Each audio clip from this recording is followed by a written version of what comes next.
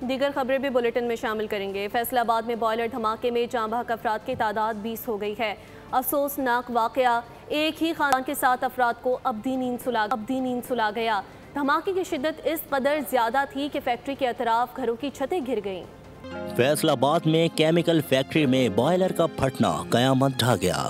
والد صاحب تو والدہ تے 4 بھتیجے تے بھائی بڑا۔ فیکٹری زمین بوس ہوئی اور ارد گرد کی عمارتوں کو بھی لے ڈوبی۔ چھت گرنے سے میاں بیوی اور ان کے 2 بچے ملبے تلے دب کر جاں بحق ہو گئے۔ علاقہ مکینوں نے اپنی مدد آپ کے تحت ملبے سے لاشوں کو نکالا۔ افسوسناک واقعہ، ایک ہی خاندان کے 7 افراد کی جان لے گیا۔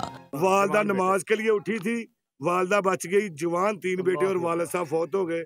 میرے کو کوئی نہیں ہوں کالو ساڈا گھر تباہ ہو گیا۔ جڑا بھੈਣਾਂ ਭਰਾਵਾਂ طرح بڑی سی، سارے بچے سانو چھڈ گئے۔ جتنے بھی نیبرز ہیں نا، جتنے بھی نیبر سراؤنڈنگ میں کوئی 4-5 گھر جتنے بھی ہیں وہ سارے ان کا بہت نقصان ہوا ہے۔ جائے حادثے پر امدادی کاروائیاں مکمل کر لی گئیں۔ تمام زخمیوں کو اسپتال منتقل کر دیا۔ حکام نے مزید افراد کے ملبے تلے دبے ہونے کا خدشہ ظاہر کیا ہے۔